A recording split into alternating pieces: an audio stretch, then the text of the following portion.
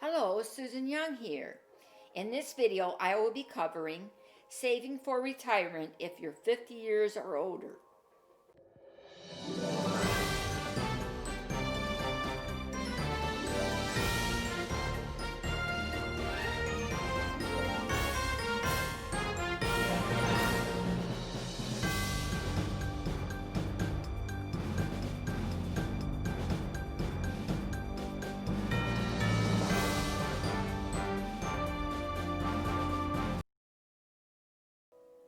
If you're saving for retirement and are in your 50s, it may be a time to reassess your plan.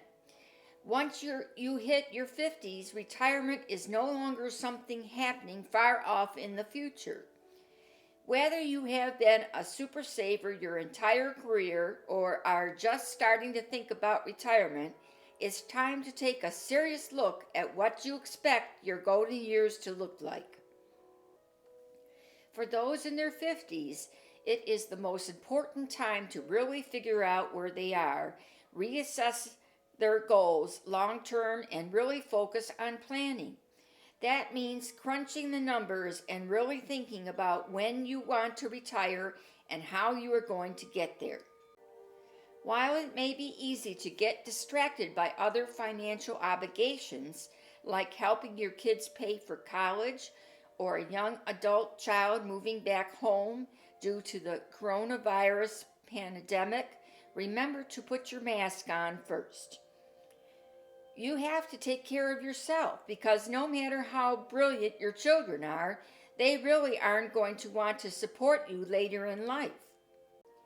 I don't really have a plan. That is coming from Greg Daly and his wife Cheryl. For small business owner Greg Daly, retirement is something he never gave much thought to. Instead, the 51-year-old has been focused on growing his framing business located in Chatham, New Jersey, picking up extra cash from his side hustle delivering newspapers, and raising his 3 children with his wife Cheryl. I don't really have a real plan, said Daly, who grew up poor and without any financial literacy instilled in him as a child. Am I going to have enough money to ever retire? He said. I don't know. With remote work flexibility, some people opt to relocate ahead of retirement. How to take the mystery out of picking the best retirement savings plan. Dreaming of retiring abroad? Here's what you need to know. He puts much of his focus on his kids. His oldest 24-year-old Aaron was the first in his family to go to college. His 22-year-old son Sean is currently a senior in college, and 17-year-old Brian is a high school senior. While his kids all have or will have student loan debt, Daly is doing what he can to help out financially. He has been able to put aside about $13,000 in an emergency fund, but he has no retirement savings and 2 mortgages on his house in East Windsor, New Jersey, which adds up to more than what he paid for it more than 20 years ago. I've always been in survival mode, he said. Fortunately, his business didn't suffer too much during the coronavirus restrictions and is growing. His wife has a 401k and he plans on working hard for the next 10 years and putting money aside. I'm going to have to start investing, he said. Hopefully in the next 10 years I'll be able to pay off my house. Here's the first step. If you haven't started saving yet, the first thing you need to do is to examine your expenses and where you can cut so you can begin putting money aside. Also look at your overall expenses, what you spend money on today that you won't have to in 10 years to 15 years, like college tuition, mortgage, or car payment. Retirement is expense driven, not necessarily assets driven. From there, determine what you'll need to live on in retirement and see how much you'll need to save in addition to any Social Security you may collect. Next, boost your retirement savings. Put as much as you can into your 401k if you have one. Once you hit 50, you are allowed to make up to an additional catch-up contribution each year. For 2020, the catch-up limit is $6,500, which can make a huge difference down the road. If you don't have an employer-sponsored plan, then contribute as much as you can to a Roth and individual retirement account if you qualify, or a traditional IRA. Your annual contribution for 2020 is capped at $7,000 if you are age 50 or older. While Roth IRAs are widely beloved by financial professionals, since contributions are made after tax and distributions aren't taxed, there are income limits. You can contribute the full amount if you make less than $196,000. If you are married and filing jointly, or less than $124,000 if you are single. However, you can still contribute a reduced amount if you make less than $206,000 as a married person, or under $139,000 if you are single. Then there are Roth 401k plans. Contributions are made after tax and there are no income limits. The maximum contribution is the same as the traditional 401k. I am a fan of the plans and I believe it is a good way to take advantage of low taxes today. With the swelling debt taken on by the U.S. government, taxes are going to have to go up.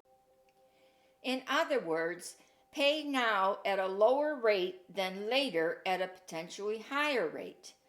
Watch your asset allocation.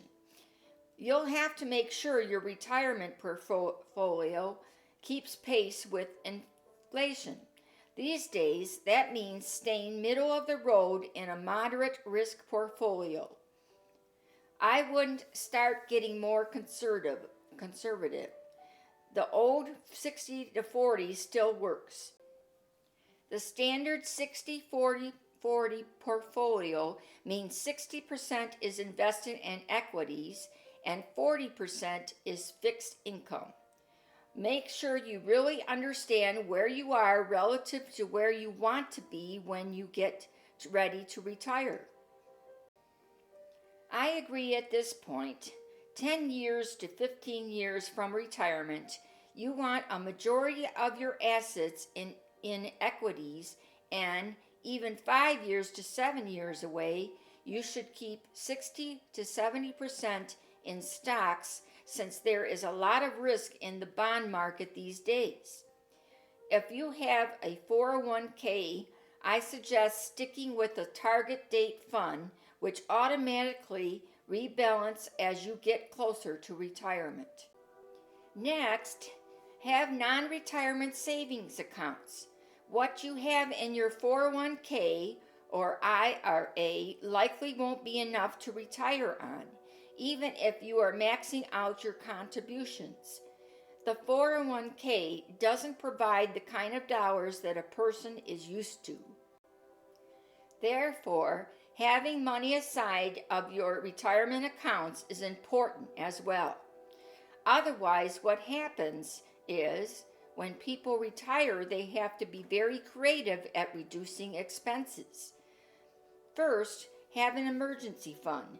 Typically, that is 3 months to 6 months of expenses that is easily accessible. After that, start making monthly investments in a brokerage account using primary a mutual fund or exchange traded fund. Next, pay off your debt. Debt is a big issue for many in their 50s. If you have credit card debt, try to get it under control.